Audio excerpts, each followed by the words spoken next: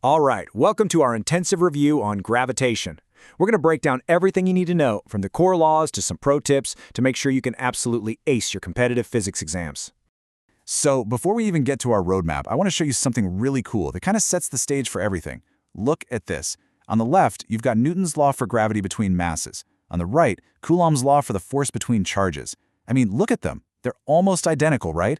It's like they're twins.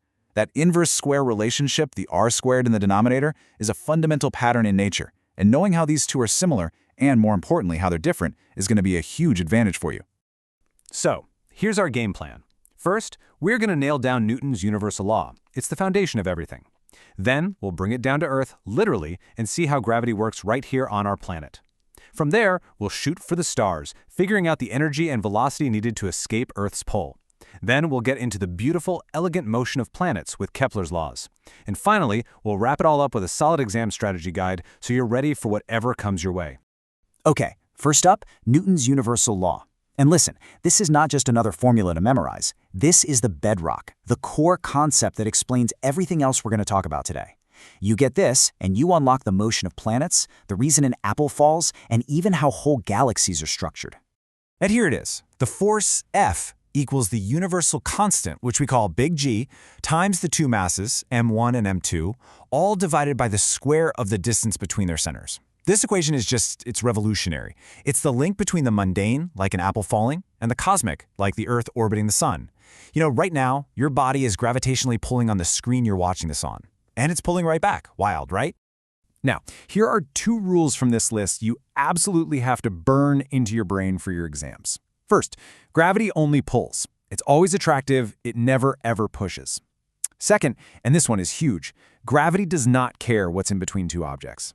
You could somehow stick a giant slab of lead between the Earth and the Moon, and their gravitational pull on each other wouldn't change at all.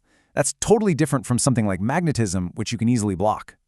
And this is the magic number that holds it all together. Big G. Its value is the same everywhere in the universe. It was first measured with insane accuracy by Henry Cavendish in this legendary experiment that's often called weighing the Earth. Okay, now that we've got the universal law down, let's bring it back home. In this next section, we're going to look at the gravity we feel every single day, that familiar acceleration we call little g. So, that number you memorized, 9.8 meters per second squared, is it really a constant? This is a classic exam question, and the answer is a hard no. Knowing why it changes is where you're going to pick up some serious points.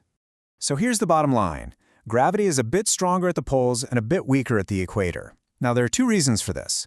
First, Earth isn't a perfect sphere. It's kind of squashed, so the poles are physically closer to the center of mass. Closer distance, stronger gravity. Second, think about the Earth spinning. That rotation creates an outward push, kind of like being on a merry-go-round that slightly counteracts gravity. And that effect is strongest at the equator, making you feel just a tiny bit lighter. Okay, this one right here, this is a classic exam question that trips up so many people. You'd think that as you go deeper into the Earth, you're getting closer to the core, so gravity should get stronger, right? Wrong. It actually gets weaker. The reason is something called the shell theorem, which basically says that as you go down, the mass of the rock above you starts pulling you up, canceling out some of the pull from below. The result? G is at its absolute maximum right at the surface of the Earth. This table right here is your toolkit. These are the formulas you'll need. For small heights, we use that approximation. It's a fantastic shortcut, trust me. For depth, notice it's a simple linear relationship. And for latitude, that formula accounts for the spinning effect we just talked about. Knowing when and how to use these, especially that height approximation, is going to save you so much time on your exam. Okay, let's switch gears and talk about the energy involved in gravity. This section is all about what it takes to climb out of a planet's gravity well and, if you've got enough oomph, to escape it for good. So why the negative sign? It's a convention, but a really smart one. We decided that zero energy means you're infinitely far away, totally free from gravity's pull. To get from there to anywhere closer, gravity does the work for you, so you lose potential energy. That's why it's negative. You're basically in debt to the gravitational field. To escape, to get back to zero, you have to add that energy back. Think of it like a hole. The deeper you are, the more negative your position, and the more energy it takes to climb out. So exactly how much energy do you need? You need just enough kinetic energy to perfectly cancel out your negative potential energy. bringing your total energy to zero. And the minimum speed you need to do that, that's what we call escape speed. It's the speed to just barely make it to infinity with no speed left over. For our planet, that number is a mind-blowing 11.2 kilometers a second. That's fast enough to get from New York to LA in about 6 minutes. Here's a key tip for exams. Remember that escape speed is exactly the square root of 2 times the orbital speed for a satellite skimming the surface of a planet. That little trick can be a lifesaver. Okay, pay close attention here, because this is a gold mine for multiple choice questions. Escape speed does not depend on the mass of the object you're launching. A feather, a car, a giant rocket, they all need to hit that same 11.2 kilometers per second to escape Earth. And it doesn't matter what angle you launch it at either, well, as long as you're not aiming back at the ground.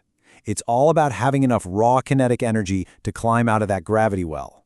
So, long before Newton came along and explained why the planets move, an astronomer named Johannes Kepler figured out how they move. He didn't have the theory of gravity, just decades of incredibly precise data. And what he found was beautiful. Kepler gave us 3 laws, and they weren't just pulled out of thin air. They came from years and years of analyzing observational data. It was a massive scientific achievement. So let's break them down. The law of orbits, the law of areas, and the law of periods. First up, the law of orbits. For thousands of years, everybody just assumed orbits had to be perfect circles, because circles are perfect. But Kepler proved that was wrong. They're actually ellipses, and the sun isn't even in the middle. It's at one of the 2 focus points. This was a huge, huge deal.